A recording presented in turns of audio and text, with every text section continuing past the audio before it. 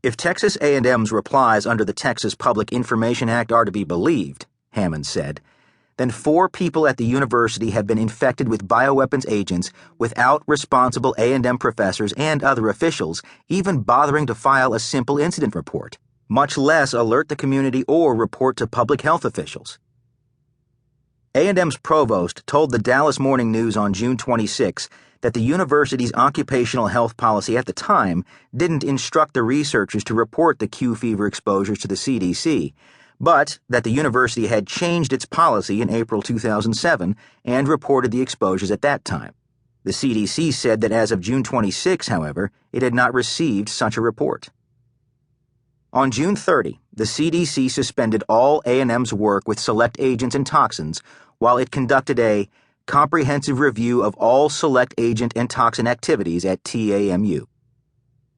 The initial Brucella incident had received some national coverage, including an article in Science, but national attention intensified after the Q fever incident and the CDC's shutdown of A&M's select agent research. Nature ran a July 11 editorial declaring that problems with new biodefense facilities needed to be addressed before further expansion. Referring to the Texas A&M incident, Nature said, "Even when Texas A&M made its report, neither the university nor the federal agencies found it necessary to share news of the infraction with the general population. It was only on 26 June that the problem became public, when the Sunshine Project, a small watchdog group based in Austin, Texas, revealed details of the infections at Texas A&M. A week later, the watchdog disclosed associated problems at 9 other laboratories nationally.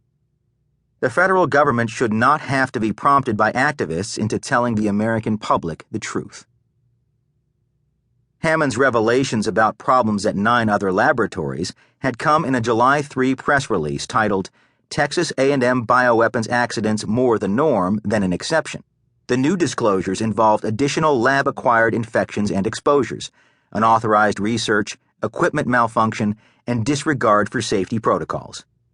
They included an incident in which researchers at the University of California, Berkeley, mistakenly handled dozens of samples of Rocky Mountain spotted fever as if they contained a different, harmless organism, then failed to tell the community about the mishap.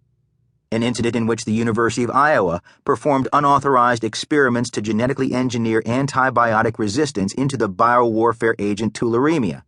An incident in which lab workers at a University of Illinois Chicago BSL-3 facility propped open lab doors, a major safety violation, completely undoing all those high-tech containment features like negative air pressure.